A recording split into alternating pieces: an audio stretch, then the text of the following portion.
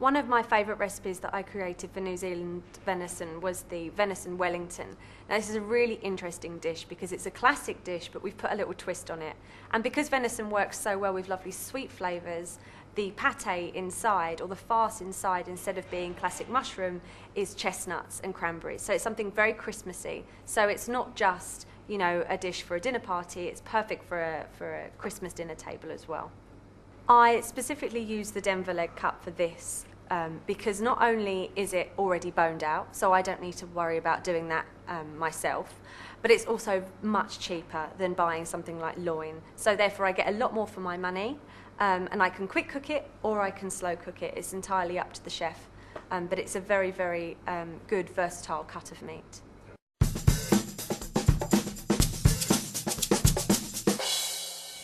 Okay, so stage one of this recipe is we have to make our filling for the Wellington. Just roughly chop your ingredients first, just so that you don't get any large chunks in your mix.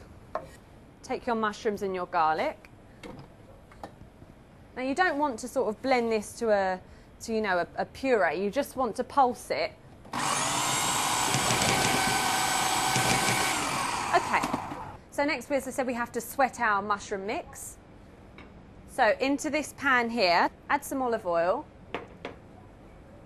Drop your mushroom mixture into your pan.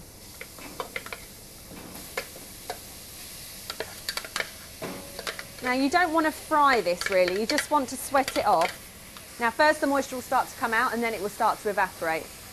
Okay, so the second stage, now that my mushrooms, as you can see, have dried off a little bit in the pan, you can see that there. We need to now add the cranberries and the chestnuts and a few other flavourings. So again, I'm just going to pulse this in the blender. So I've got some cooked chestnuts, got some dried cranberries, got some chopped parsley, and some Dijon mustard. So again, I've just done this as sort of a chunky paste, really. So back on the heat. Add your chestnuts and your cranberries, and then once that's all combined you can just take it off the heat. And what's really important at this stage is that we let this go cold. So in your pan, which must be hot, put some oil. It's important that the pan is really hot. We'll season the meat.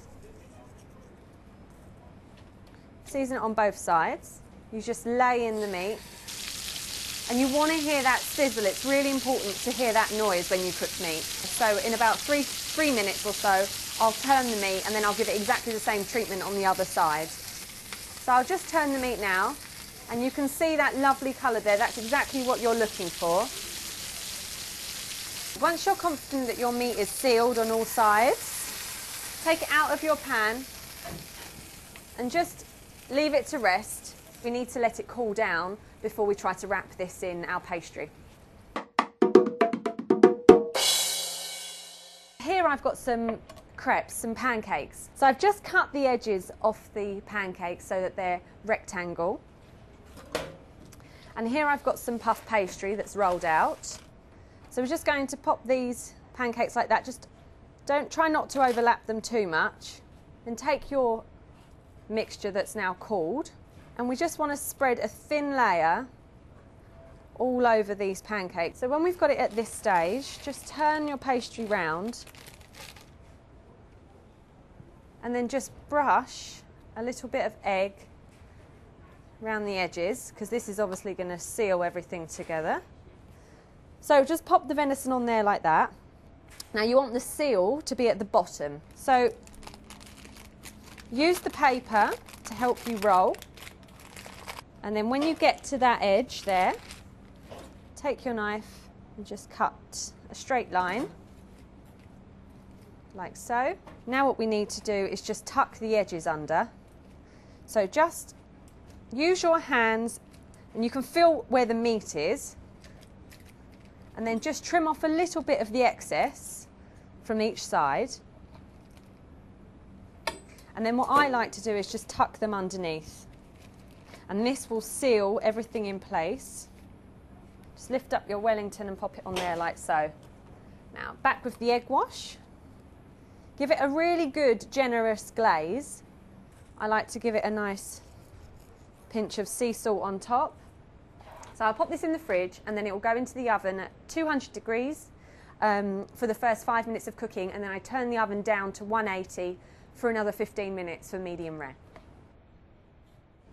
So after 20 minutes, your Wellington should be lovely golden brown and cooked. So you need to leave this to rest for about 10 minutes before we carve it and serve it.